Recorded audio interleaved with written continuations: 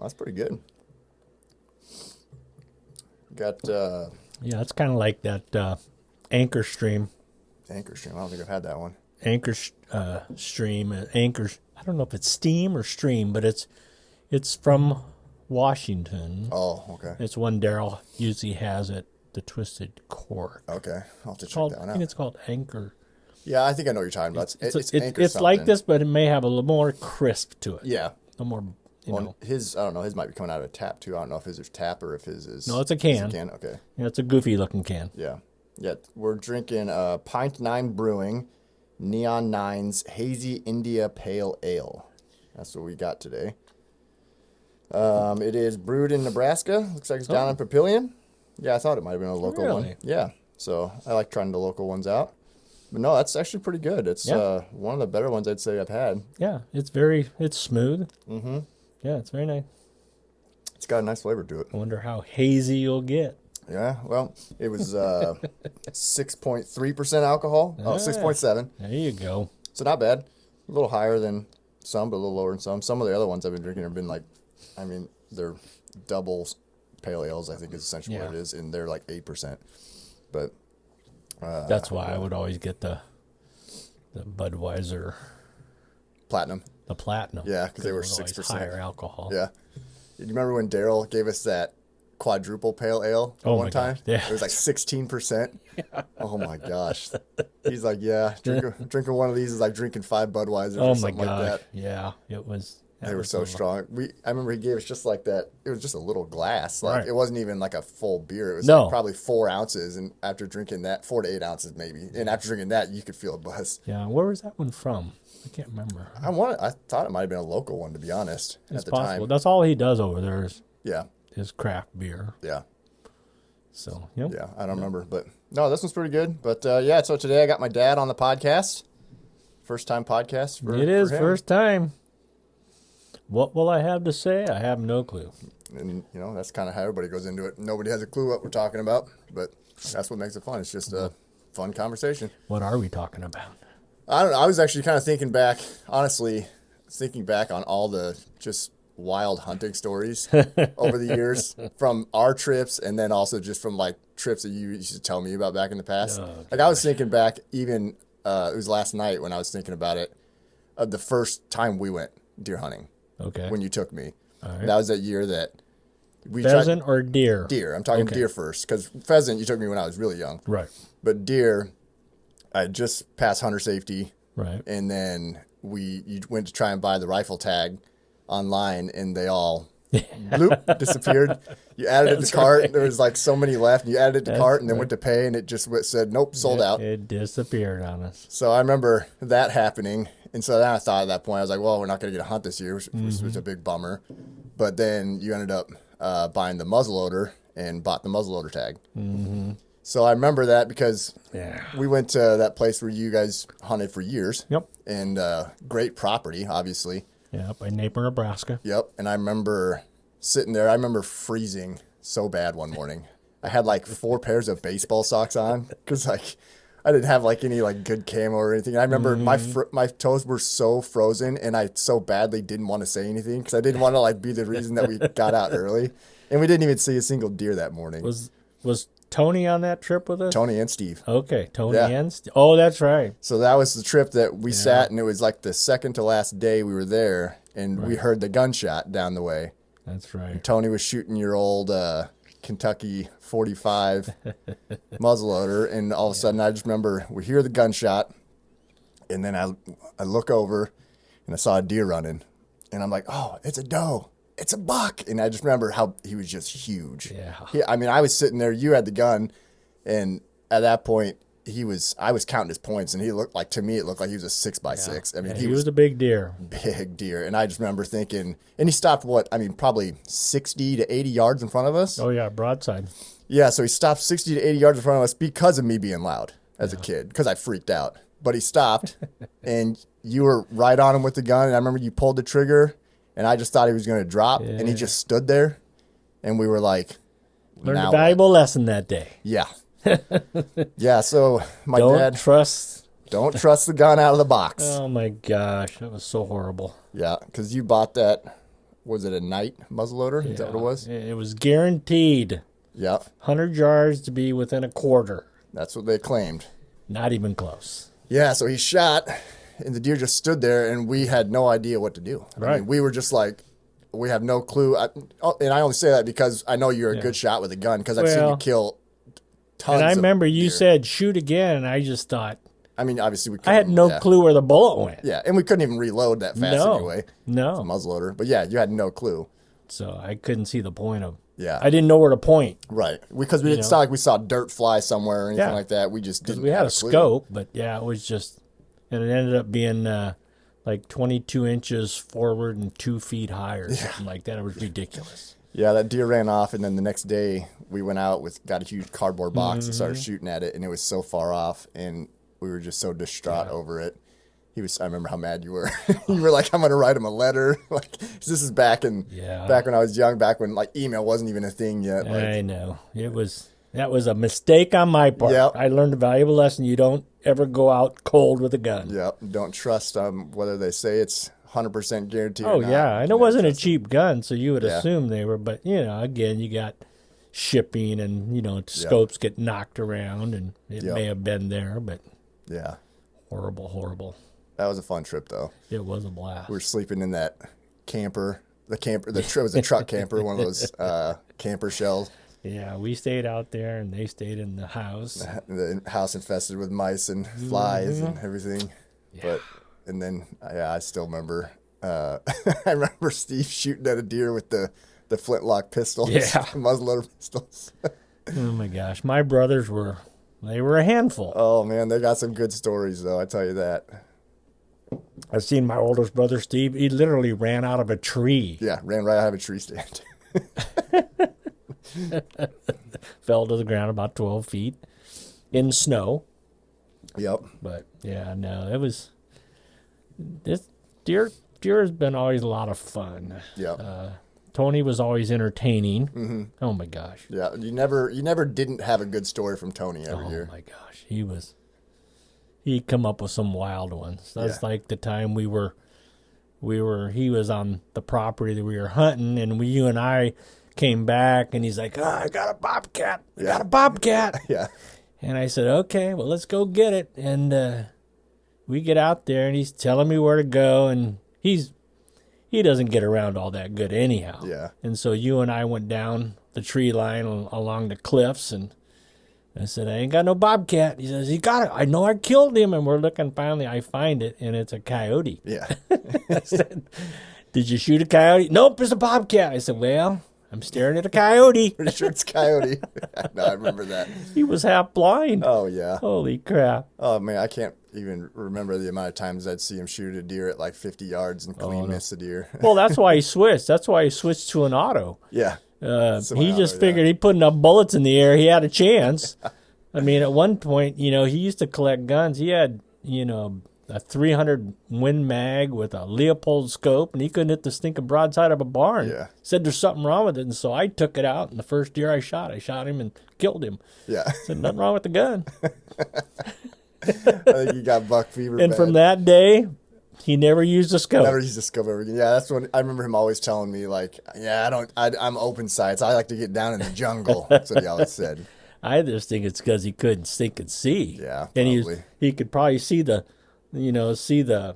sight on the rifle, but and he just knew if he looked down the barrel, it was in the right direction. Yeah, yeah. Who knows how much he was actually aiming? He didn't kill very many deer.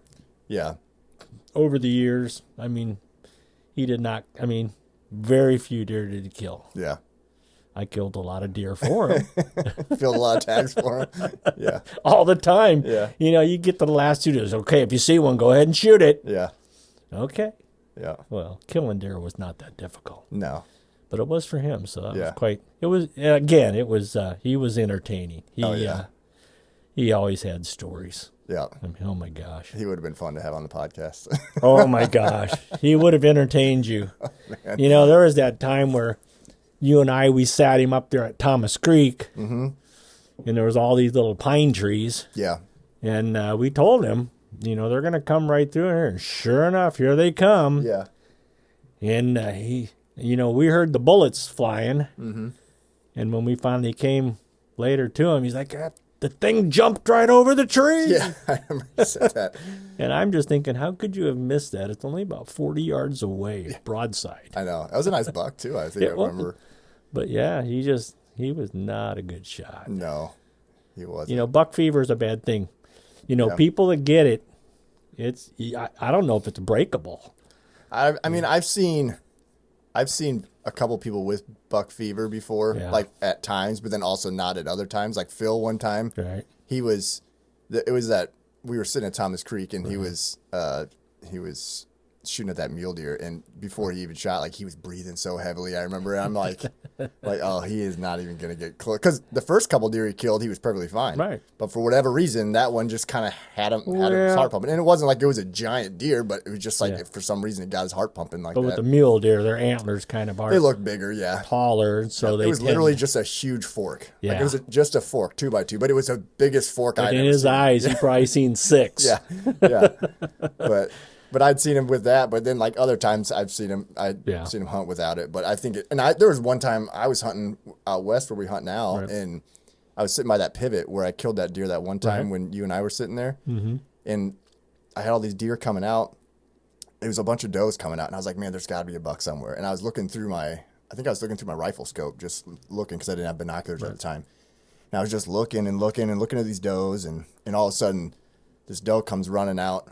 Another doe comes running out of the trees, and then this big old buck come busting out chasing her. And it, for whatever reason, seeing that happen through my scope up close, it got my heart pumping. I could not stop shaking. I was like, if this deer comes over here and I get a chance at it, I don't even know if I'm going to hit it. I was shaking so bad because it just, whatever reason, that just got my heart pumping really bad. You know, the bigger the antlers are, the more excited you get. Yeah. Oh, yeah. Yeah, there was, when we first started hunting out there, and I was with my electrician, and we came across a muley that was just absolutely enormous. Yeah, I know. I wish I could have seen that deer. And unfortunately, I did not have a mule tag. Yeah. I was so irritated. Yep. But yeah, it was, and I didn't, at the time, we didn't have that camera stuff to be able to zoom in. No, you couldn't zoom in and get like a good picture of it because he was like, what, 250 yards away? Oh, yeah. Like but it was massive. Yeah.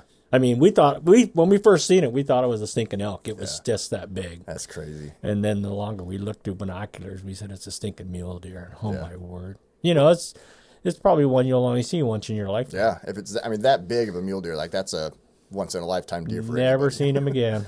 Never seen him. It's too bad. I mean, he was big. I mean, we still see a lot of mule deer out there. Nothing massive, you know. Well, that's what's frustrating is that first year. Remember how many nice mule deer we saw? Oh yeah, Phil's seen a ton down in that one big draw. Yeah, he had that one with the drop time. We talked about that when he was on the podcast. And I remember, couldn't shoot it. He put his iPhone through his scope, his rifle to get scope, the picture. Yeah, it was hysterical. It was hysterical. It worked. I mean, we still got it. And I remember that when we got there that first trip, me and Josh went out to the other spot across the highway. Right. Yeah. And we went and set up a blind over there, and we kicked out 4 nice mule deer bucks. I'm like, I'd shoot any one of them. They were all nice. Like, I'm not saying they were all monsters, but they were all really nice mule deer. Yeah. And so then the next year we all got mule deer tags, and we're like, sweet, this is going to be awesome. And we don't see any mule deer at all. Never seen a stinking mule. We're like, what happened?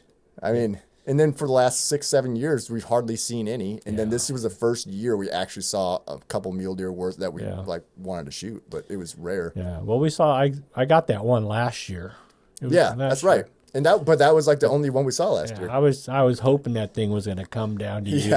Me and Kennedy. Well, you guys had the camera and everything. That would have been pretty cool to see that on video. I think I had my bow too. So yeah, you were bow hunting. It would have been, a 10 to 15 yard shot. I mean, it would have been cool. It was because he was only 50 yards behind me at one point. Yeah, because he turned and he was going down towards you guys, and for some stupid reason, I don't know if he caught your scent or what, but he decided, and he wasn't running. He just was moseying. Well, he was with that doe. Yeah. I just remember it was funny because you texted me. You said there's a monster mule deer coming your way. Oh my and gosh. I get that text. Kennedy's sleeping. And I'm just like, where? Because you didn't say like from what direction. You just said there's a monster mule deer coming your way. And I'm like, I have no clue where he's at. And I'm just looking everywhere, panicking, trying to get ready. Well, it was weird because when I looked to the south of me and there was all these tall weeds, and all I saw was just this big arch. Yeah. And I had to look twice, and I thought, that's not normal. And then, he stuck his face through, and I was like, holy crap. Yeah. Yeah, I wish you would have kept coming down. That would have been cool. It'd been exciting for Kennedy to see that thing. It would have been a lot of fun. It would have been hard to keep her quiet. Is what I think would have been the problem, being that close. I think she'd have seen it. And she'd have probably been like, oh. She was already jacked when you shot. Like, I know. When your gun went off, she got the shakes and she was shaking. And she was just going nuts. I'm like, oh, Papa just shot one. She's like, no way. That would have been. I think it's fun when you can get it on video. Oh yeah, that's always the goal. I mean, I love getting it on video. And you don't have to try to tell how the story went. Right. You see it. That was the whole reason I've got a camera in the first place. Because when I shot that last buck that's hanging in my living room, right. I remember I was telling everybody the story, and like I'm telling them the story, and everybody's just kind of like, oh yeah, that's cool. And I'm just like, I don't think you understand how like cool this situation was and like how it worked out. And so that was when I was like, I really want to get a camera and start filming this stuff. Well, I've thought about that, about getting some kind of a GoPro that would go onto my rifle. Yeah, they make the mounts for them. At least you'd see it. Actually, I can do you one better. They make Tacticam, which is it's like a GoPro, but they specifically made them for hunting. Right. And they've got a couple different models. They actually have them now where it attaches to your scope and films through your scope. Oh, wow. Yeah.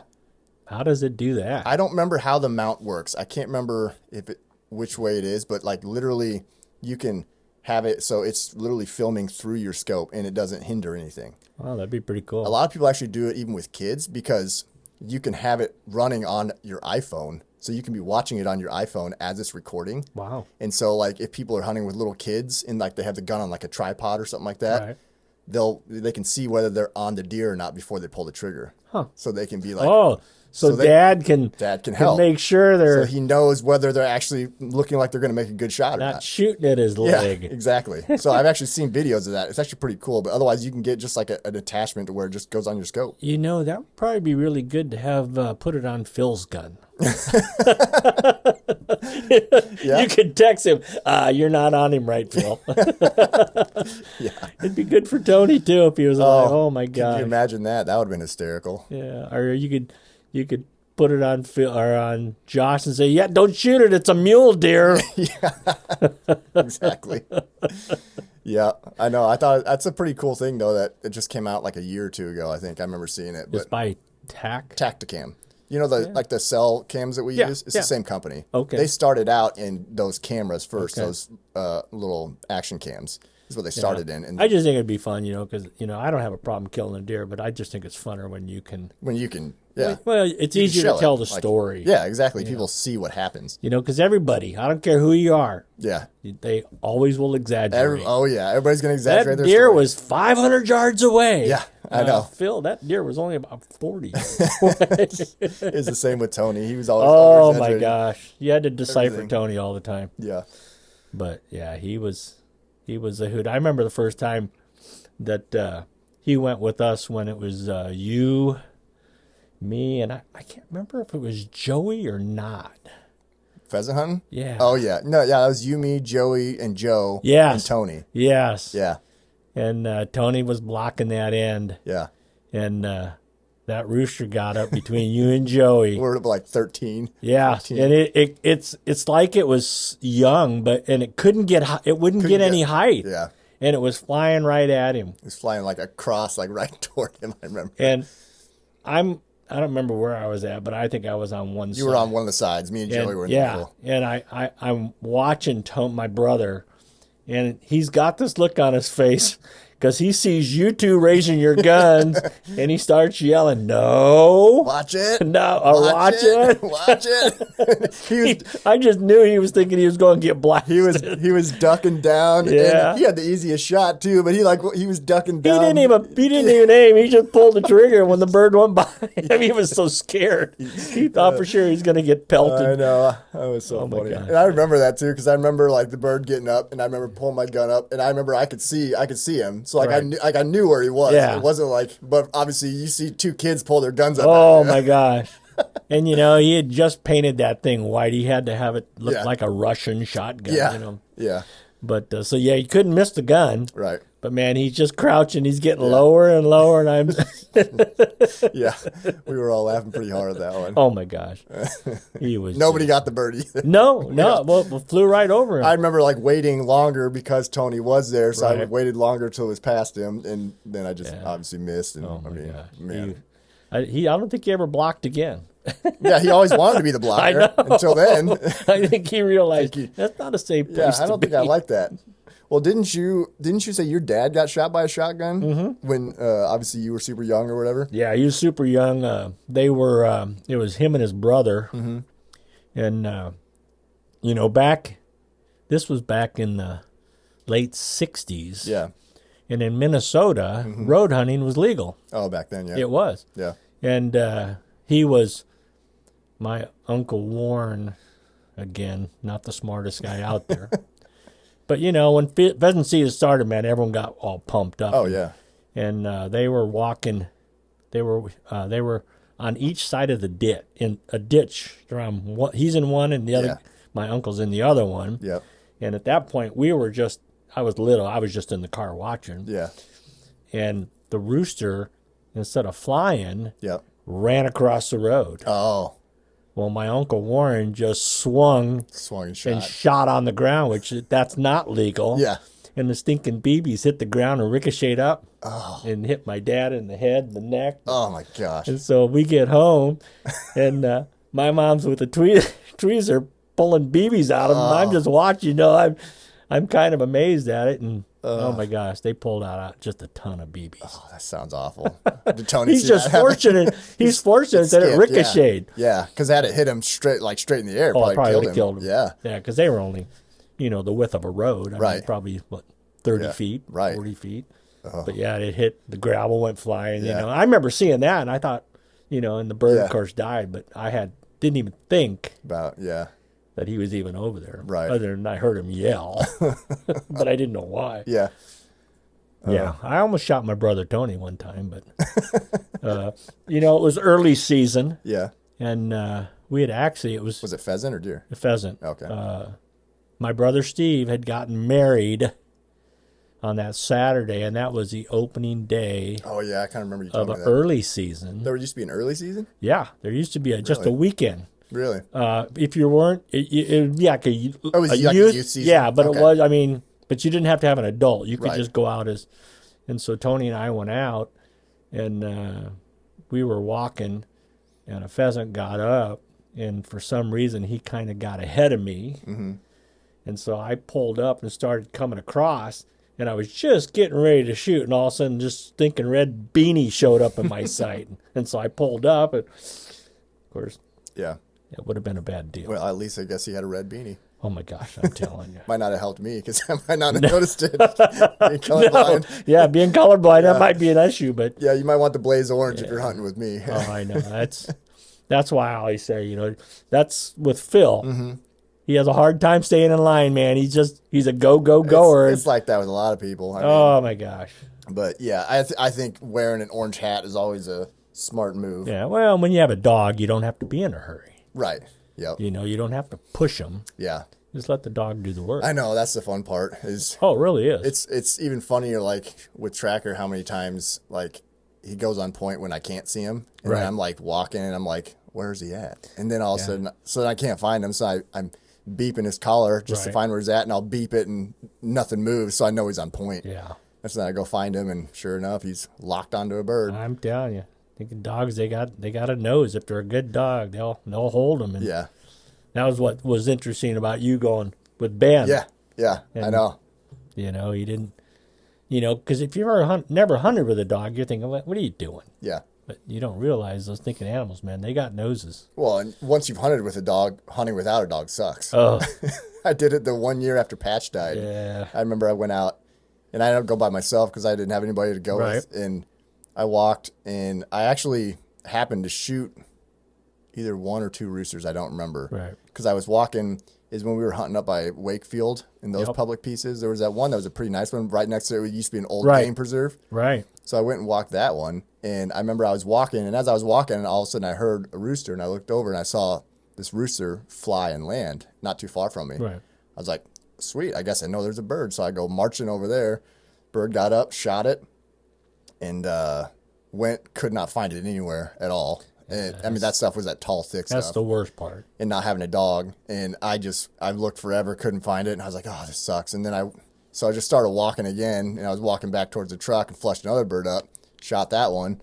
again, still could not find it anywhere. Just looking all over the place, and it's just hundreds. And you're just walking aimlessly, like, which is not bad if you have a bunch of people. Right. But if you're by yourself or just two people, if you don't have a dog, you're not covering that much area. No. And so it's just. And the grass, you know, they blend right in. Yeah. I mean. Oh, yeah. Especially a quail. Oh, yeah. That's even worse. Yeah, we had trouble finding one or two of those this year when we shot all those. Not all those quail, but we shot a couple of them, and they blend right in with the grass. They switched the grass, you know, when they started going to that brome. It's so thick. Yeah. You know, it's not that thin switch type grass. Yeah. It's thick, and then they hit the ground, and they just blend right into it. Yeah. So now, it's much easier to find a deer. Was the grass a lot better back when you hunted back Oh then? yeah. Oh yeah. Yeah, we never had brome. Okay. You know, they didn't start that till they started doing the set aside program. It's like CRP stuff. Yeah. Because I was thinking about this too. I remember you telling me one time that you used to hunt like off of like 132nd and Center. Yeah. Like, it's so weird in Omaha now. Yeah. It's like, you think about how much it's grown. 114th and 114th was city limit. Yeah, which is crazy, and because then it makes you think about like how much hunting habitat was lost. Yeah. Like, for the city to grow, which I'm not saying it's a bad thing, but like you think of how much more habitat there was for deer and for pheasant and everything. Well, they just switched how they did everything, and is it better? I don't think so. I mean, it may be better for the farmer today. Yeah. But it's not better for the habitat. You know, years ago, the farmer never turned his field over in the winter. Right. They left it all. Yeah. You know, whether it was milo or corn or beans, they didn't.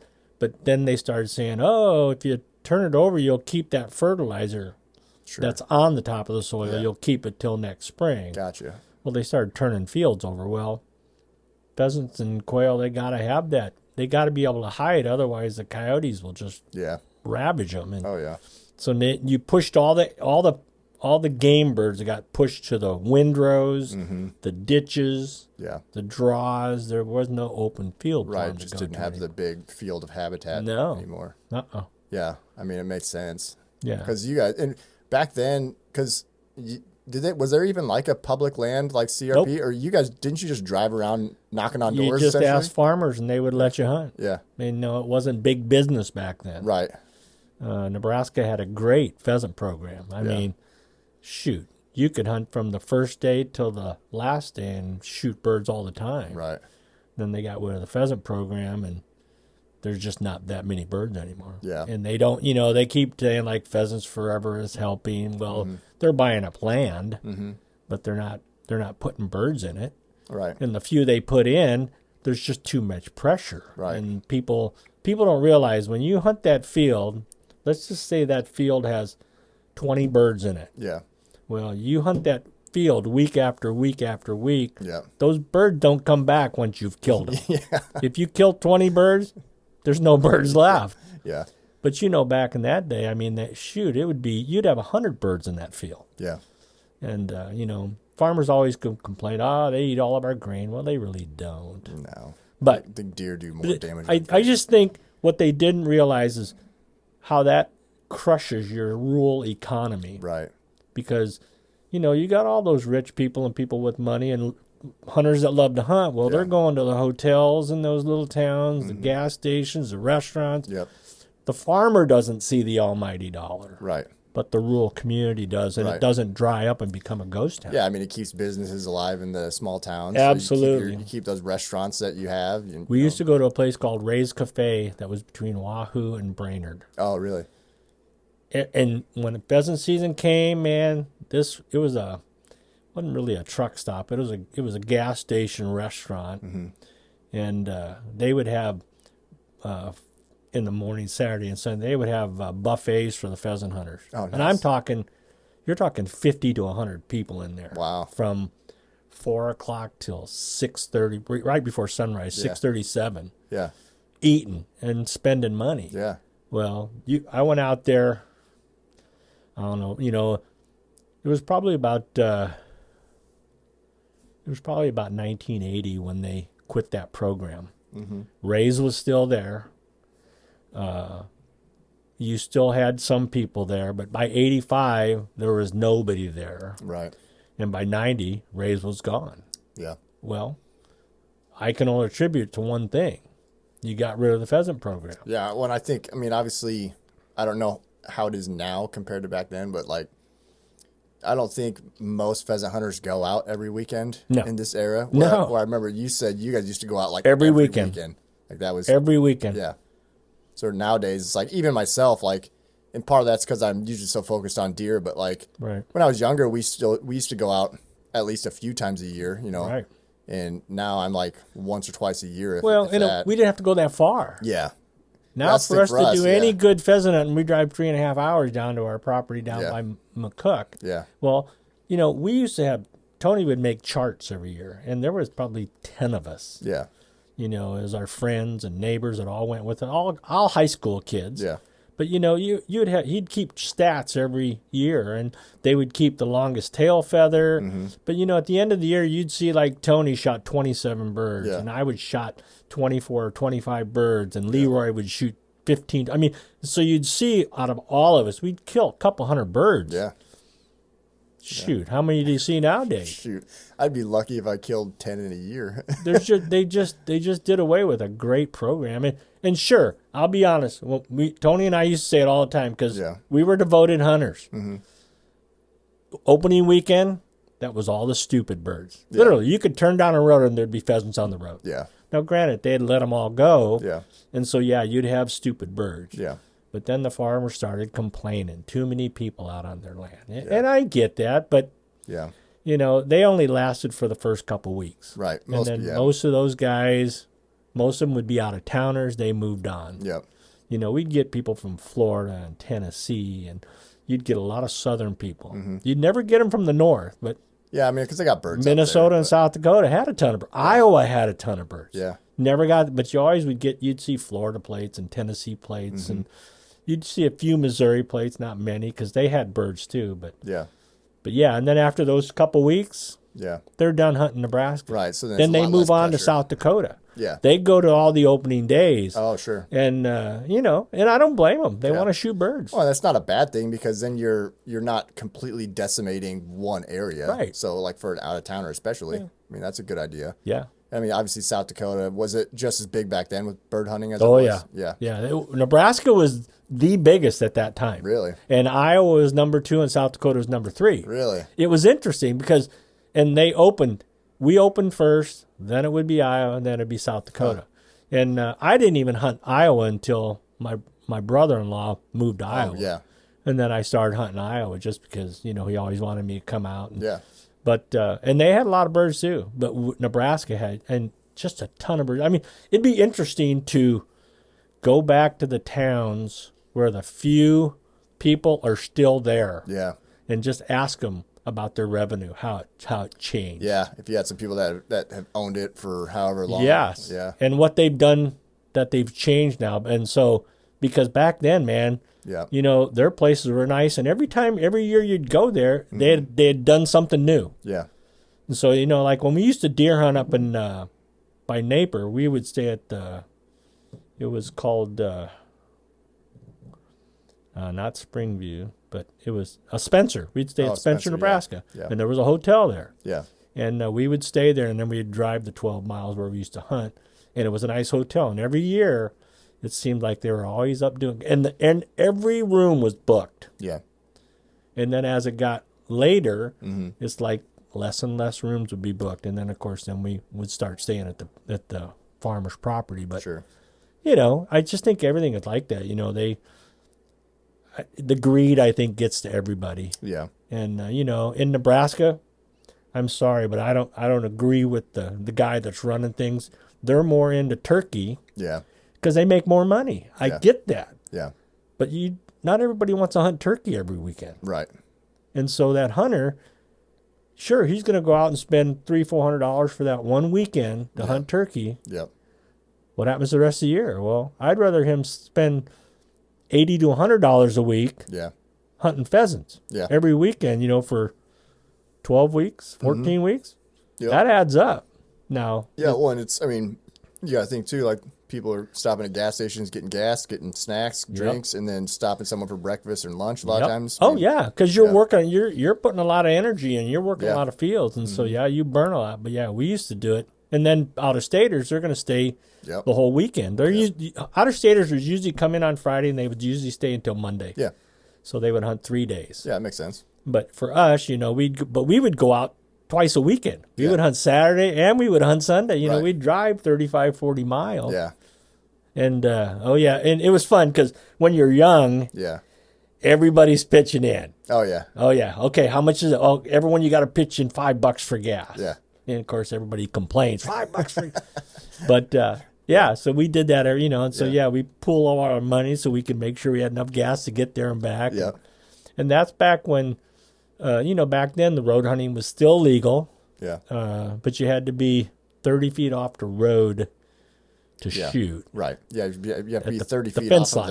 Of the center line, I think, or something It'd like be that. pretty close to the fence line that you had. Yeah. And, but it was still legal back then. And then, of course, they kept changing it. But, we did that every weekend. Then we always had our favorite stops. We're in Wahoo. We were stopping at that ice cream burger joint, or Brainerd. We're out stopping at that. We'd always stop at these ice cream burgers. But we did it every week. Yeah. Every weekend. And so you're calling everybody, and these guys are hunting these days. These guys are hunting that day.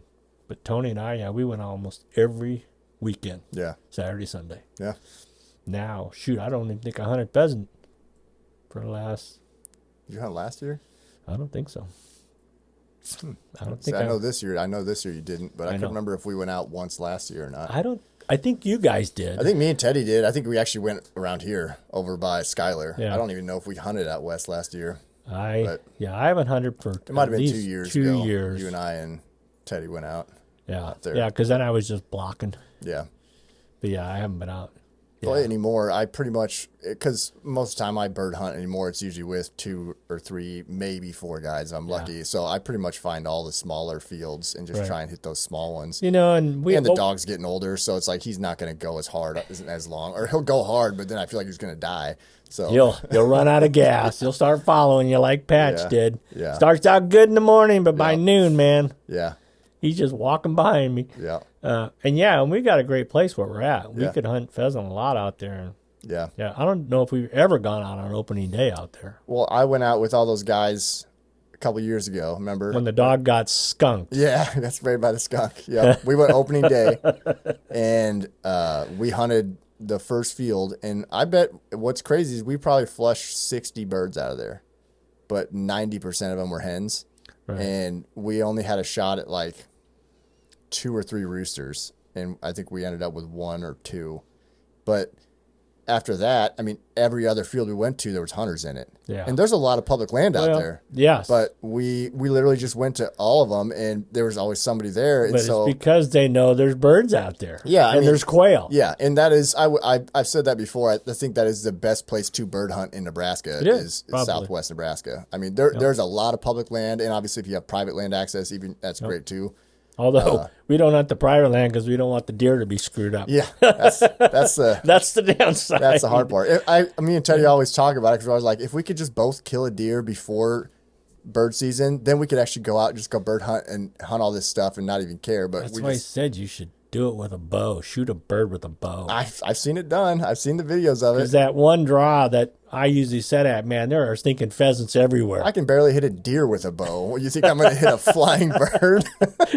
It'd be fun to watch. Jake would probably have the best chance at it because he can shoot a recurve. Like he's really good. Yeah, with a you need something that you can pull quick. Right, and I don't have one, but he's an incredible recurve shooter. So I bet he could potentially do it. Although, you could do it with yours because if your dog puts them on point, you don't have to worry about the initial startle. Yeah.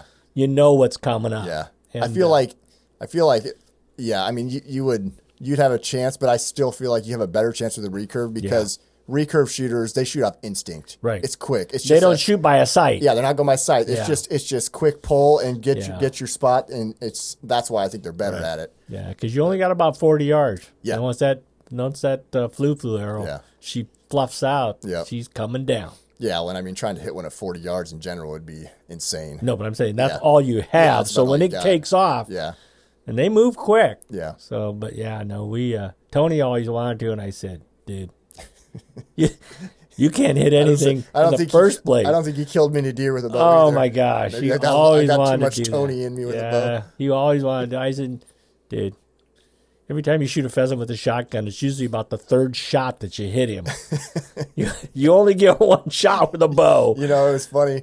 I remember when I was a kid, it was probably not one of the first times, but I think I was only like seven or eight, and we went out, and we went out by Wahoo, and we were pheasant hunting out there with Tony and you, and I think there was one or two other people. I don't remember who it was, but I was the only kid. But I remember a stinking bird gets up, and you're like, hen, and boom! Oh, yes. Tony stinking blasts it. You're like, I said hen. Well, he's like, no, it's a rooster. It's always the policy, man. Well, then this year, when we went bird hunting this one time, we're walking, bird gets up. I'm like, hen! I see Phil pull his gun up. I'm like, hen! Boom! I'm like, hen! I'm screaming hen. Luckily, he missed. I'm just screaming. He's like, what? Because for him, I kind of understood it because it got up like in the sun. Yeah. So he couldn't. That's why you got to listen. Yeah, but I'm screaming hen. He's shot gosh. and missed, fortunately, but I was just like, oh, no. Yeah. That one that Tony shot, man. I remember that thing got up and I yelled hen and boom! It was the fastest shot I think I've ever seen from Tony. And he goes, I got him. We start walking up. I said, dude, it's a hen. Oh, no, it's a rooster. I said, no, it's a hen. Yeah. Oh, no, it's a rooster. No. Yeah. Almost. And sure enough, it was a hen. Yeah. He's like, what do we do? I said, we're just going to leave it right here. It's going to be coyote food this time. Oh, my gosh. He was a treat. I'm telling you, he was always full of entertainment. Yeah. Good or bad, it was always entertaining. Yep. Sometimes not good, but it was never going to be dull. nope. It's like the time that it might have been that first year we hunted up in Springview when that year I got sick. Oh gosh. We drove up. It was opening night before, or it was opening day before opening day or whatever, and we hadn't hunted up there yet, so it was the first time going to this new area. Obviously, I'm super pumped, and I got sick that night, and was like, no, I'll be fine. I'm going to go. And I remember I was so sick, but I was just like, no, I'm going. And we drove all the way up there, and I had strep throat so bad, and ended up driving halfway back, and Called Mom your met us. mother. Yep. She came and met halfway, picked me up, took me back to go to the doctor. And I remember that was the first year that you got or maybe it was the second year, but you had the pop-up blind. Yeah. And you were Single man, yep. Yeah, you were sitting in the pop-up blind. And Tony, you were like, you want to just come sit with me? He's like, nah, I'm gonna go down in the forest. And I remember he walked in the dark, and he walked in the dark in a place he's never been. No, I know. It's just a thick forest, and it's canyony up there. And he finds this big old cottonwood, he said, and he sits down right there. He's like, yeah, this will work, in the dark. And he said the sun starts coming out. And he looks behind him, and he's sitting at like the top of the tree, and he was literally like 3 feet away from a 30-foot cliff. I'm telling you. He walks in, no light, no nothing. No. Oh, man. No. And then it snowed all morning. yeah, well, that's why I took the pop-up. I Yeah. said, because they're talking snow or sleet. And he's like, oh, no, I'll be fine. Yeah. And I don't know, it was probably 9:30 or 10 o'clock, and I'm sitting there. I got coffee and frozen chocolate donuts, and I'm just enjoying life. And all of a sudden, I seen this movement down there, and here he comes, and he's just soaked to the bone because it had rained and sleeted, and I'm in there bone dry, and he's just colder and cold, He's like, I'm going to the truck. I said, man, Okay. probably should have gotten the tent with me this morning. Oh, my gosh. He was just a hoot. Yeah. He was. Yeah, I do miss the comedy that I had with him. Oh, yeah. I could pull his trigger all the time, man. He'd do some of the dumbest things. Oh, my gosh. That was Tony. Yep. But he's always good for entertainment. It was. He was definitely never afraid to venture. No. Yeah, he was very happy to. We were, and that's what we were. We were closest in age, and we did everything together. Yep. And the only thing I wouldn't do with him, and we did a lot of stuff, was he always wanted to go grizzly bear hunt. Oh, gosh. That would have been a nightmare. He'd have been dead. And I told him, I said, I will never do that. He's like, why not? I said, well, for starters, my job will be to keep you alive. Yeah. because you ain't going to hit the broadside of a barn. Yeah. Oh, I got a 300 mag. I said, yeah, you can't even shoot a deer at 50 yards. You got a charging bear. It'll be my job to keep you alive. I said, Yeah. I won't do that. I just, Yeah. I'd never had a desire to hunt bear. Yeah. You know, I don't want to eat it, and I definitely don't want to keep someone alive because of it. Yeah, I don't really have much of a desire to hunt bear. I mean, obviously, I went bear hunting with Jake, which was actually, it was fun. Black bear was fun. Yeah. I would do black bear. Grizzly bear, I just don't really have the desire to do it. I want to go to that area because I would love to moose hunt. Like, I'd love to go moose hunt in Alaska, and obviously there's going to be grizzlies around. But if I'm doing it, I'm going with a guide and like all that stuff. Like, I'm not taking any risks. I don't want to get ate. No. There's some big bear out there. Oh, my gosh. And the problem is a lot of those areas, just from me watching videos on like YouTube and stuff, like other people's hunts, is a lot of times you can't even see these bears because they're in these areas where like it's pretty tall and thick, so you're walking through it and you have no idea if all of a sudden you're literally going to be on top of a bear. And what you find out sometimes is they're actually hunting you. Yeah, they smell you. Yeah, they know you're there, and that's the thing. And I remember that was the thing when we were black bear hunting. The guy was talking about like their scent, like is like their nose is like 5 times stronger than like a bloodhound. Right. Like they have incredible smell. Yeah, I was talking to a guy yesterday, actually, that has black bear. He lived in Colorado. And he said, one of the things you always know is you can always tell when there's a bear around. He said they stink like no tomorrow. Yeah. And he had his Jeep topper off because of summer. Yeah. And he got in his Jeep and he said it just stunk the high end. And he says, there's a stinking bear in here. And he looked around. He started seeing black fur everywhere. It had bedded down in the back seat. Sure.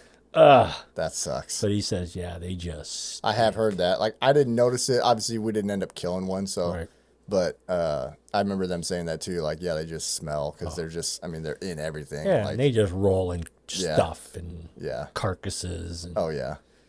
they ain't taking a shower. No, they ain't. But, you know, really, it's a great defense. Yeah. Not so much that they need it, but it keeps other animals from falling into them. They smell them early on, like the caribou and you know, the animals up there. They can smell them because I know that I watched a show one time where this Alaska trooper said, "There's bear," and it's like, "How do you know?" He says, "I can smell them." Yeah. So yeah, I mean, it'd make you a little nervous. Yeah. Yeah, I remember when we were black bear hunting, and the guy said that he's only had one incident of a hunter getting attacked by a bear up there. Right. Because they were very strict on what they did. They're like, you don't ever get out of the stand, like, because they gave us a 2-way radio, and they said Once they put you in there, they walk you to the stand, and then you get in the stand. He does the bait. He walks out. He's like, you shoot one, you don't get out. You radio us. We come out, and we go find the bear first. Sure. And he said he had one guy, and this was what was interesting about it. He had this guy from, I think he was from Alaska, and we were hunting in Canada, and this guy was a grizzly bear guide. Wow. So he did guided grizzly bear hunts, but he came down here to kill a black bear. Well, this guy thought he was the big show. Right. And so guy shot a bear. And bow or rifle? I don't remember which it was. I think it was bow, but I don't remember. But he shot a black bear. Right. Didn't radio back. Just got out. Decided he was going to go track it himself because, you know, he's the big bad grizzly bear hunter. Right. Well, what they said is the bears, for the most part, are not going to attack you unless they are injured. Right. Because then they're in fight or flight mode. Right. Well, he had shot this bear that injured he thought he made a good shot, but obviously he was still alive when he found it, and this bear mauled the crap out of him. Ugh. Didn't kill him, but just mauled him up. Sure. And so then I think the guy either lost the radio or something. I don't know, but he said the guy ended up basically walking to the road after the bear finally left or whatever. Guy walks to the road and is walking along the highway trying to find somebody to pick him up. And he's like, nobody wanted to pick him up because this guy's walking along the road and he's just this bloody, stinking, cut up mess. He looks like a nightmare. So he's like terrifying. Sure, somebody finally stopped, and I mean, he had to go get hundreds of stitches and like just an absolute nightmare case. But no, I think if they tell me to stay in the stand, I stay in the stand. Yeah, that's what we did. Because walking in wasn't bad because we only hunted evenings, so you're walking in daylight. But then at nighttime, even when they come get you and you're walking out in the dark, you got a little pep in your step. Well, you don't know the terrain. Well, the thing that they said is, like, pretty much when you're out there, they're like, for the most part, all those bear are probably within 100 to 150 yards of you the whole time. They just aren't coming in. Right. They just stay away Because from they're, you. yeah, and they come in because they can smell you. He's like, they can Right. smell you. They know you're there. So whenever they do come into the bait, they'll kind of come in, and this happened to us multiple times. They come in, and they just kind of make a quick pass through. And then sometimes that's when they'll come back again. They're trying to get comfortable to see if, Sure. if they're good to go or if they're not. Right. But he's like, for the most part, they're pretty close to you all the time. So he's like, even when you're walking out, you got to think like they're not that far from you. Yeah. But they're scared of you just as much as you're scared of them for the most part. Like, unless they're injured or something like that, they're not going to attack you. But I don't know. I just do not find out. He did say he had one other guy that had one climbing up the tree at him. And the guy I think he was shooting a recurve or something like that. And he said it was climbing up the tree, and the guy was like, well, kind of waiting, like, what do I do? What do I do? Like, and the bear finally just got a little too close, and he just pulled back and shot it right in the stinking face. Oh, really? Killed it, yeah.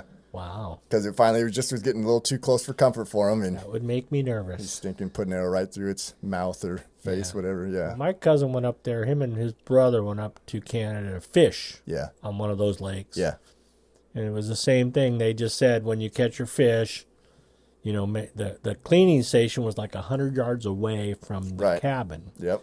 And you clean them, and then they have a box that you pull them up in the tree and keep them there, Yeah. Well, they had just about got done cleaning them when they heard this thrashing behind them. Mm-hmm. And my cousin said, all I remember was the water was cold. They Ran they to the went lake. out in the water, swam all the way down, and came back to the cabin. And they said, yeah, after that, we never went there at night. But, they just didn't think. Yeah. But holy buckets, that would be cold. Yeah. Yeah, me and Jake, I remember, because we were there, obviously, end of summer, so it was, and it ended up hitting a super hot streak for that time of year, which it was hot. Right. We didn't have any air conditioning or like that in the cabins, and so you're kind of sticky, at night, and even if you shower or whatnot. But I remember we were talking with the guide, and he's like, best thing you can do, he's like, we do this a lot of times, is go jump in the lake right before you go to bed. Down, And so one night me and Jake did that, and we went down and jumped in. It felt great, but it was funny. I remember we were in the water, and I don't know if I was just seeing things or what, but I swear I saw just a big old northern like in the water not far from us. That's possible. I caught that one that was in there. Yeah. That was, he was 38 inches or something like that. They don't get a lot of pressure up there. There's a lot of fish in those Well, that's what was waters. crazy about that place was it was a 5,000 acre lake. So imagine like Big Pine where we go fishing. Big lake. But this one was kind of weird because there was a lot of fingers and stuff, a lot of coves, but they're the only access to the lake. Right. There's nothing else on that lake. There's no houses, no nothing, no boat ramps. The only way to get to that lake is through their property. So unless they give you permission, nobody gets to fish So it. they probably maybe get 150 people a year that go on there for a day maybe. Yeah, they do like guided fishing. Yeah, so but I'm just saying they're not doing it's not open to the public where anybody can just go fish it. So thousands of people there all the time, day and night. So it's just full of fish. They had obviously northerns. They had lake trout, I think he said. Oh, I'll bet. Yeah, and he said they didn't have much for walleye in it, but there's other lakes around that have a lot of walleye. Yeah. That lake specifically just up didn't. north, they have a lot more of those. Like they have the smallmouth bass. Yeah. A lot of northern muskie. They had smallmouth. I did catch one of those. Yeah. So that was fun. And, that was the first smallmouth that I caught. Yeah. So They carry, but they have a lot of muskie up there. yeah. Yep. They don't have a lot of smaller fish like No. crappie. And, Yeah. Everybody's going up there for the big fish for the most part. So, I saw somebody the other day, I'm pretty sure caught the world record muskie on Mille Lacs. Really? Yeah, I can't remember what the length was, but they said it was the new world record. Ice fishing? Yeah, I think it was, or maybe it was. I had seen it before the ice started. Okay. I can't remember. It was one of it might have been ice because I think it was only a couple weeks ago when I saw it, unless it like just got confirmed. But it was huge. I was just stinking. I don't remember They even how get long big, it was. I think man. it was like I want to say it was like 70-something inches or something. I don't remember, but Yeah, I've seen a few videos where it shows the guy catching a big muskie and then another one coming up and grabbing onto him. yeah, I've seen that too. Holy buckets. That's crazy. Yeah. No, I haven't. I've never caught a muskie. I've caught a lot of northern, but never a muskie. Yeah, I've never put in the time to try and catch muskie. For the most part, they always say it's a fish of what, 10,000 casts or something like Yeah, that. and it's more of a late fall fish. Yeah, It's that's the usually thing. You got to go at the right water's times. got to cool down. Yeah. And you That's got to when be in a lake that has muskie too. right, and that's when they're the most active. Yeah. That or in the rivers late fall. Right. You know, a lot of times they'll even catch them after the ice begins to form on the rivers. Yeah. Where they can still get in Yeah. a boat. Yeah. But yeah, they're a cold fish. They feed when it's getting cold. In the summer, they're deep. Yeah, they're deep, deep. So are the big northerners. Yeah. Most of them. So Yeah, same with the walleyes too. For the most Yep. part, they all go deep when it's yeah, hot like that. but they'll at least the walleye will come up and eat in the evening. Where yeah, those big northerners, they don't tend to come up very often. Or musky, they yeah. got a lot of fish down in deep water. Oh yeah. I remember a time we were hunting pheasant Mm-hmm. with my brother Steve. We used to have, there's 5 of us that went. Mm-hmm. Tony, Steve, Jeff, Davy Jones, and me. Yeah. And he broke his leg. Who? Steve. And back in that day, you didn't get fiberglass casts. Yeah. You got the old plaster cast. Oh, yeah. And they gave you the big rubber knob on the bottom of it. Well, he tried to wrap it all up in plastic and hunt. Jeez. By the end of the day, Yeah. the bottom was gone. Oh, jeez. It was his foot Oh, because of the water. yeah. It just, Oh, yeah. oh my gosh, it was so hysterical. It was so hysterical. He's still wrapped in plastic, but he had Yeah. no bottom to that cast. That's funny. Oh my gosh, I'm telling you, we used to do some crazy things. Did you guys ever have, like, obviously you said Tony always wanted to go grizzly bear hunting. Did you ever have any sort of, like, hunt or animal that you always wanted to go chase? You know, I've always wanted to go. I always thought elk hunting would be fun, Yeah. but I just love deer hunting. I Yeah. really do. Yeah. I love the way they move. Yeah. They're unpredictable, but yet they're always going to be in the area. Yeah. You know, muleys are a different breed because they don't travel, Well, they travel quite a bit, but they lounge. they stay in a spot for a while, but then Yeah. eventually they move. Like If they'll- they get into a draw, they'll Yeah. be there for Yeah, days. for Sometimes. sure. Yeah, I mean, obviously, Whitetail. we saw that this year, even where we were at. Like Right. we had those muleys in that draw for quite a while. Yeah, but whitetails, they're always on the go. Yeah. Always on the go. Yeah, when we hunted the sandhills that one time, that guy had to take off in his airplane, Mm-hmm.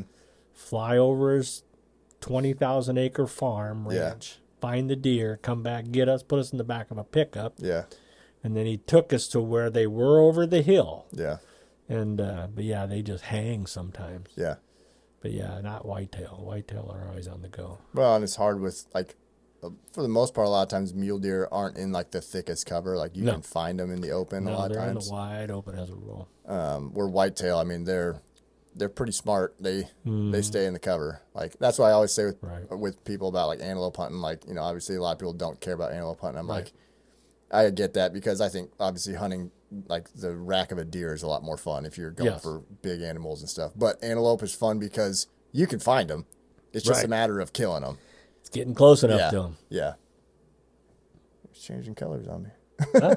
It just changed like. Yeah, Oh. I don't know. It's been doing that the whole time. No, I thought it was always blue. Now you're rolling. All right.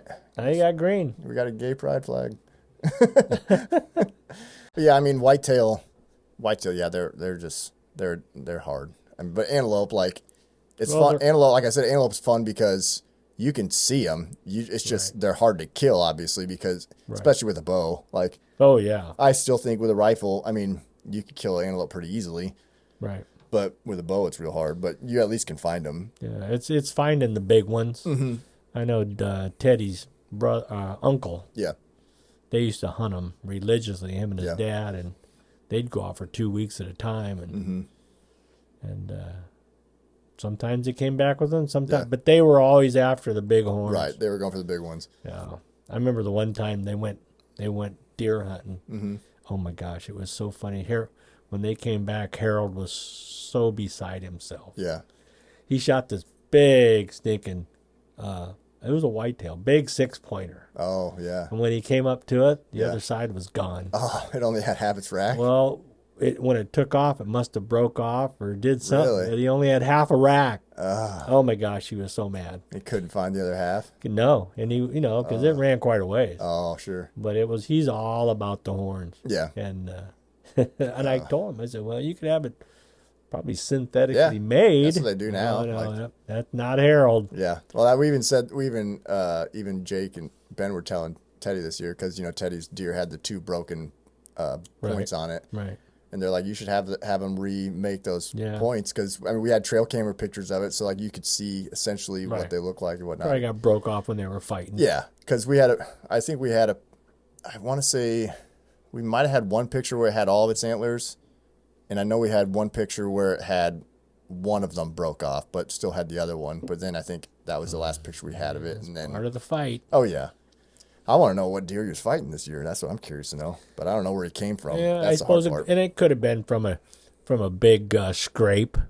He might have been scraping and twisted, and it just snapped off. And it's hard telling. Yeah, I mean, who knows? But yeah, he was a good deer though this year. But I mean, it's I was sad last year when you guys lost that one with the twin brow tines on each side. I know. I mean, we got the rack. Yeah. But, I look at it every time we're out there, and every time I look at it, I'm just like, gosh, dang it, that makes me so mad. Yeah, well, it's just weird. I think it was EHD. I mean, obviously. It just sucks because I remember going out there, and because I went out in August and went out to check cameras, move cameras, obviously. Right. And I just remember I'm walking, and all of a sudden I could smell like something dead. Yeah. And it was just, I remember I was like, something's dead around here. And all of a sudden I noticed I saw a buzzard flying over, and then I took like 2 more steps and looked down, and stinking dead deer right in front of me scared the crap out of me. I'd go jumping back, and because I had no clue.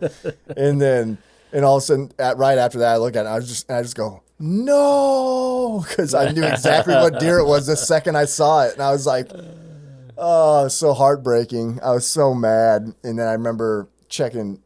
We had one camera over there that wasn't a cell camera, and I checked that card, and it had a ton of pictures of him on it, like in that spot. Routine. I had a picture of him like the day or 2 before that in that same spot, so like he was still alive. Yeah. So I knew he had just died. Yeah, talking about that makes me think of a story with Tony. Oh yeah. We were hunting, and again, he was one of those guys. Mm-hmm. I'm going to go out in the morning when it's dark, and I'm just going to go until I find my spot. Yeah. And we were up in Napier, and we were down on Marvin's land, and we were along the Niobrara River, and he comes back, and he kind of stinks a little bit, and I'm thinking, what the heck? Yeah. And he's like, you won't believe what happened. I said, well, what? He said, man, I found this spot, and I crawled in there, and it was under a pine tree, and I was all good, and sun came up, and I looked over. I was sitting on a dead deer carcass.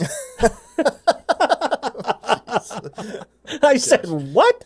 He's like, yeah. I said, don't you use a flashlight? No, I just climb in there. I'm like, dude, who in their right mind walks in the dark, in the forest, and just says, this is a good place? Yeah. That was Tony. Oh, my gosh. Stinking sitting on top of a dead deer carcass. It was hysterical. We went back and looked at it, and sure enough, it was the doe carcass. Yeah. How did you not notice when you crawl on top of it? He's in the dark. Still, but you would think you'd feel or smell something. Yeah. I don't know. Not Tony. Yeah. Cold. It was cold. That's true if it's cold, yeah. Yeah, but I'm just like, dude, you don't walk in the dark with no flashlight. Well, that's like, I remember, didn't you say one time, like, you went out in the dark and you took like a bunch of boards and nails and a hammer and hammering steps into a tree so you get up in a tree. Like nowadays, like you look at like all the stuff that we have like technology wise as far as like for climbing trees and stuff, and you're out there with a hammer and nails and boards to it was a screw gun. It was a Makita screw gun. You're running a screw gun in the dark. But what I didn't think about, I took out, I don't remember how many, I probably had 20 2x4 pieces with me, and I already pre-drilled, 4-inch screws, so I was going to get plenty of meat. Yeah. And so I'm screwing them in as I'm going up the tree, and I've tied my rifle with a string so I can pull it up because I figured once I get at the top, I'm just staying. Yeah. Well, I got finally got up there, and it was dark. I mean, I had light, but, it's still dark. Yeah. And I get done, and I'm sitting there. And as I'm sitting there, I'm thinking, it's kind of breezy, and this tree's moving. And I'm thinking, why is this stinking tree moving? Yeah. Well, when the sun came up, I realized I was up about 60 feet in the air in a tree. Because I spaced it about 2.5, 3 feet apart. Jeez. I said, this isn't good. And by then, the wind was really blizzing. And I thought, holy crap, there's no way I'm going to shoot a deer. There's just no way. I mean, with that much movement, Yeah. I lowered that thing down, but I left everything. And Oh, it's man. probably still there I hope today. somebody found that thing, because Oh, now my they'd find it. They'd probably look at me and be like, holy shit. Yeah. Who did that? And maybe they climb up it. Oh, Hopefully my they've God. got a harness, because, oh, Yeah. my gosh. It was a pretty good size. It was a big old cottonwood tree. But yeah, and as I got up, it kept bowing. So Yeah. I knew I was flattening out, but I just didn't had really. no idea how high I you couldn't were. put the math together at that time in the night of how far apart I was and how many pieces, because I had them in a big backpack on my Yeah. back, and so I just kept pulling them out, screwing. And you're doing this no harness or anything like that. No You're just harness. climbing. Nope, just climbing. The only thing I had was my gun on the ground Yeah. with a roll of Tied to a you. big piece of rope Yeah. tied to it, so I knew when I was done, Yeah. I'd be able to just pull it up. God, you could probably see the whole county from up there. I seen a long ways, let me tell you. But I just thought I bet the climb down was a little daunting. it was a little nerve wracking. I hope these screws are in. Well, the wind was blowing pretty Yeah. good, but because I was up so stinking high. Yeah. And I was. You think about stupid things you do when you're young. That was pretty stupid. No harness. I'm just setting up on a stinking tree. Oh, jeez. But yeah, I dropped the gun down. I wasn't there probably. Oh man. Probably an hour after sunrise, and Yeah. I said, "This is stupid." But yeah, wind's blowing like that, and you're just like, I got to get out of here. Well, there's just no way you're Yeah. gonna. You're Can't not gonna hold- hit anything if you're swaying that hard. No, and there's just no way you're gonna put a scope on a deer. I mean, Yeah. it's a moving target already, and now you're a moving target. So Yeah. what are the odds? Yeah.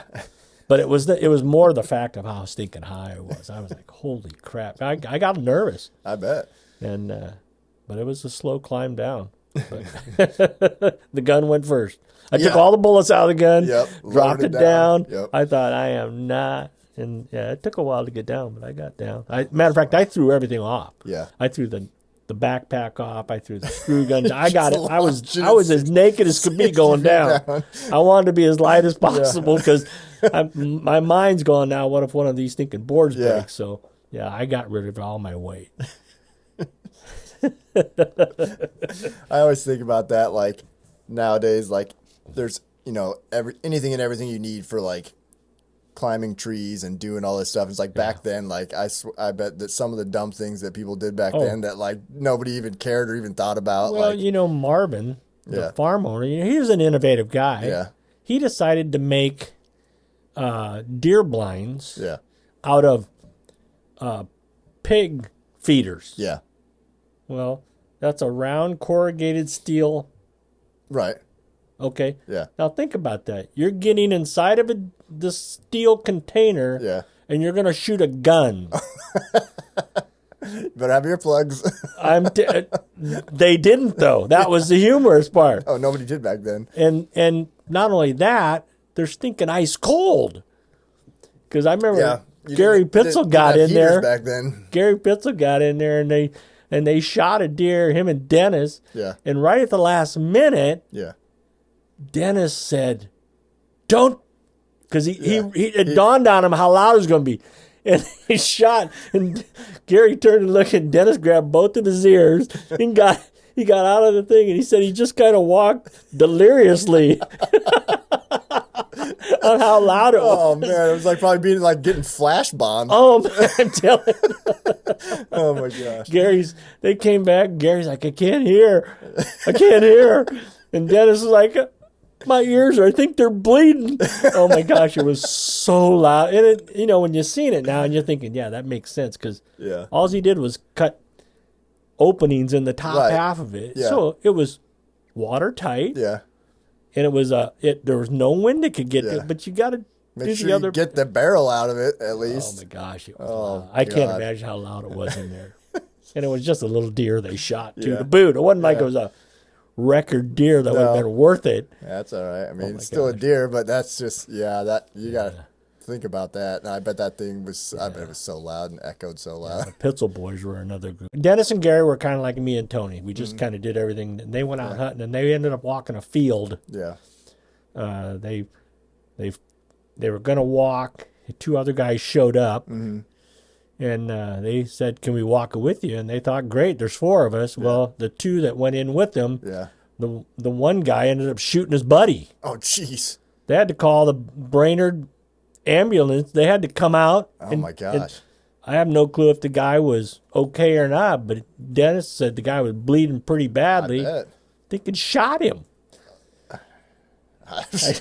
I said, well, for starters, you don't hunt with people that you don't know. I mean, yeah, to some degree, but like obviously you kind of got to feel out the situation, see if you think they know what they're doing, but obviously they didn't. Those people shot him, and I don't think the Pitzels ever went pheasant hunting after that. Like, did they shoot him on purpose? No, he just bird got up. Yeah, they said a bird got up, and the guy just swung and pulled the trigger. So, yeah, I don't know where he shot him or how far he was, but they had to call the ambulance. Probably pretty close if they're walking together, like 30, 40 yards maybe. Yeah, but I just knew he was bleeding, and they. Dennis and Gary, they had to wait and give statements. And he said it was weird, you got this ambulance that drives out into this cornfield. And, I don't know whatever happened to the guy, if he died or if he's okay. But yeah, hopefully. Yeah, it's just smart to know them. And it's different. I think it's a little different when deer hunting because, as a rule, not many people are moving around. Yeah, yeah. Except for the Pitzels. Yeah. They... If we were on 5,000 acres, they would cover 5,000 acres in that day. There's still people like that to this day. It's like that guy we met at the O'Reillys that one day. It drove me nuts. Oh, I know. Yeah, I just go walk around and see if I can get as close as I can to those guys in the tree stands. Well, what? Wasn't it you and I sitting on Thomas Creek when that guy came up to us? Yeah. Yeah. He just came walking up. Who in their right mind does that? Yeah, and we're in a pop-up blind like You're you can see. You're in a pop-up. Yeah. There's guys hunting. All wearing orange. You just don't walk up and say, hey, how's it going? Yeah. Not like killing a hunt. I know. There's so many dumb people out there. Like, I get walking to some degree, depending on the property. Right. But you're on public land where there's a bunch of other people hunting. That's the last thing you should be doing. That's the problem with weekend warriors. Yeah. They're out there. They've sat for an hour. They're like, I'm just going to cover the whole ground. Yeah. Well, you got other people hunting. Yeah. And that's going to irritate other people. Yeah. Instead of like actually trying to find a better spot where you have better sign for deer and stuff. Like if you just want to kill a deer, that's great. But put in a little bit more effort and try and find where you're finding good fresh sign where there should be a deer. Oh, absolutely. But you just don't. And when you see someone, whether they're in a tree in orange or in green, in camo or what, you don't go up to them. Yeah, I mean, that's like my buddy that I had on the podcast a few weeks ago, Chris. Like he was talking about they were hunting public land up by Valentine this year. Right. And he saw these guys, they were in this spot, and these guys were 100 yards away from him, but they were walking toward him. And it was getting right close to, like, the last hour or so, like, good time when deer should start moving. Of all the time you want them to come by. Yeah, and he sees them coming, so he gets up and starts waving at them, like, hey, we're here. Like, don't come up here. And they just kept walking, and they just walked right up to him. They're like, hey, how's it going? He's like, what are you doing? He's like, we're in the last hour of light when, this is the perfect time deer are going to be moving. What are you doing walking all the way up here? Like, go the other direction. But some people just don't get it. Yeah. Well, that's the plus to being able to hunt private ground. Yeah. Well, that's why I quit wanting to hunt public ground. I got tired of that stuff. It's just, you just never know who's coming. And there's even some public ground that's really good ground, but I don't even want to deal with it. Especially the opening weekend. Yeah. Second weekend, it's a lot less. Yeah. Less hunters, but I mean, that was the thing about, when we used to hunt up north by Springview, when we first started hunting that creek, no one ever went there. Yeah. Till they found out we started killing a lot of deer there. We killed a lot of good deer there. My gosh, we killed a lot of deer there. And you would have never thought it. No. That's why it was so good, because it doesn't look like there's ever going to be a single deer on that property. No. And so, next thing you know, you start having people and people and people and people. And that's just, I don't know. It got over busy up by Springview. Yeah. Well, even Thomas Creek, remember the first couple of years we went there was only a couple trucks there. Yeah, you never. And by the last time I hunted there, because that's when I was like, I'm not hunting this spot anymore. There were so many trucks there that last year. Yeah. Me and Phil were sitting there opening morning, and it was that morning when it was super foggy. We were sitting there, And we knew you guys had gone to this other area. Right. And we're sitting there, and all of a sudden the sun's finally coming up and fog starts clearing off, and we see 2 or 3 guys sitting stinking 200 yards in front of us on the ground. And I was like, is that Dad and Justin? I was like, what are they doing? I thought you guys walked all the way over to that spot and sat down. I was like, why would they sit there? We're literally right in front of them. It was somebody else. Yeah. But then that was when we were like, well, this is pointless. So we got out and we drove around, and there was just trucks everywhere. Yeah. And I was just like, this is dumb. Well, it is. I mean, that's the downside of public ground. Yeah. Is, well, there's just not enough of it, unfortunately. right. Like, not in Nebraska anyway. Well, there are a lot of public ground, but not for deer hunting. Yeah, that's what I'm saying. It's, like, there's a good amount for bird, but Yes. like for deer, there's not enough public ground for deer No. hunting in Nebraska. No. Not good ground anyway. No, people start hearing about this place taking a lot of deer, and next Yep. thing you know, they tell their buddies and their Yep. buddies. And you got everybody and their brother up there. Yeah. Well, that's why the first few years we were killing them in that one spot. We were saying we were killing them in the other spot. Oh, absolutely. We were like, yeah, we're killing them over here. Yeah, you don't give away your hunting hole, man, because next thing you know, you got Yep. everybody's brother there. And that was back when you had deer check-in stations. Where now you don't have to do that. Yeah. You can just telecheck now. But Yeah, but Yeah. yeah, I wish that's how it would have been back then, because then Yeah. you wouldn't have had near the, everybody just comes and hangs out at that station. Their ears are open. the only guy that would have known was that farmer Right. that we always talked to. Yep. Really great guy, but he knew every time yeah. because he was always, every time he'd hear a gunshot, he'd come driving over on his Yeah, four-wheeler. What'd you guys get? He was be worried like, about "Oh." all his muleys. Yep. He'd be like, oh, yeah, I seen that deer around. He always Yeah. knew. Well, across the street on his land, you'd see 200 every night, Yeah, he had a bunch. He didn't like that people were shooting his bucks. So. Yeah, I don't think we ever shot any of his giants. So No, I think he was okay, but we saw some good ones. Yep. We definitely had some chances. But he bow hunted, and he wanted to save them for himself. I get that. Yeah, I don't blame him. He's got a nice property. But that's the problem. You started getting too many vehicles driving through the property, which they could because there was a road. Yeah, But yeah, no, it got too busy. Mm-hmm. It was too bad. yeah. And Thomas Creek. It was a fun area though. Absolutely. It was a beautiful area to hunt up there. Yeah, yeah. No, it was nice. I mean, we stayed in a nice house, which was nice. Yeah, that place is great.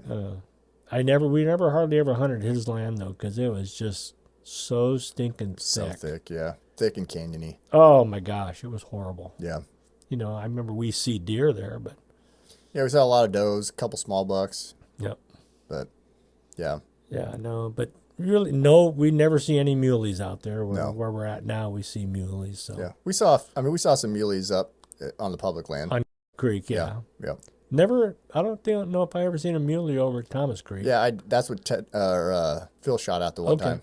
I didn't see many, but, definitely saw a couple. Thomas Creek, we had seen a lot of muley over there. Oh yeah, that was more muley country. But it was wide open. Yeah, But no, we shot a lot of deer up there. we did. We had some good success there for public land. We actually killed a lot of good deer over there. Yeah, I wish we would have never lost Marvin's place. Yeah. Yeah.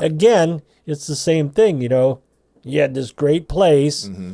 and then all of a sudden, someone, we were paying him, Yeah, but someone came in and offered him almost 20 times the amount we were paying, yeah, and he took it. yeah, And then we lost that place, which was too bad because we not only had deer there, we had antelope there. yeah. There was no season there.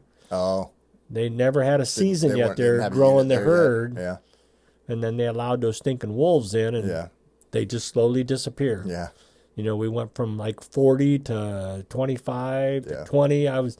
We were down to single digits the last time I was there, yeah, which was sad. yeah, But, they had a lot of deer down. And we noticed because we went from, there was a point where you could drive, his driveway was probably 7 miles long. yeah. I remember that.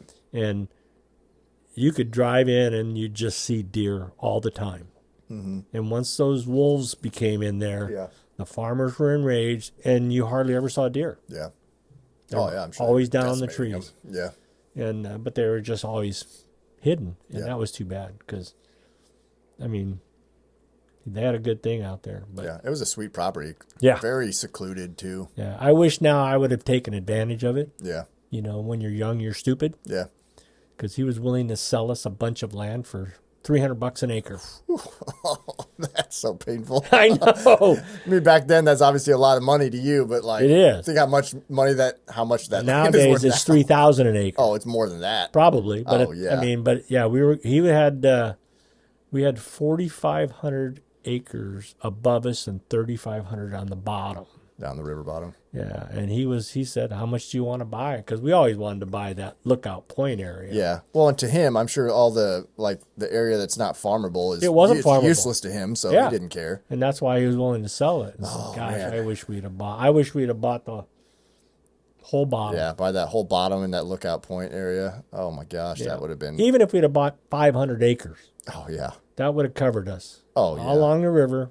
Yeah. And sure, now it's 150. Now it's be in the millions, but Yeah. it had the 2 houses on it. Yeah. Oh my gosh! I mean, you could have tore them down and rebuilt something nice up Put something there. nice on there. Nice lodge. Mm-hmm. Yeah. Yeah, that's too bad. Yeah, hindsight's 2020. Yeah. That's We're never smart when we're young. well. When you don't have money, you don't ever Right. think about it. 'Cause Oh you're- yeah, you're $300 an thinking- acre was a lot. Yeah, you're thinking you got to figure out a way to pay for this, and it's If hard to only do. if we would have. Yeah. Oh yeah. If you would have been able to do it and make it work and hold on to it, Yeah. in the long run, you'd have made a Because your killing off of taxes it. were basically nothing up there. Yeah. Because it's not a farmable ground. Yeah. There's no ag. Yeah. Yeah, we could have. That would have been a good deal. Yeah. But It is what it is. it is what it is. All right. Well, we better call our quits. We've been going for, I don't know, about an hour and 20 minutes or so. We don't want to go too long, so we can do it again. But All right. thanks for coming on. This has been fun. Absolutely. We'll finish off our Pint 9 brewing here, and thanks for listening or watching to the, I guess this is episode 10 of Pins and Crosshairs. I forgot to mention that at the beginning, so episode 10. Thanks for listening, guys. We'll catch you next time. All right.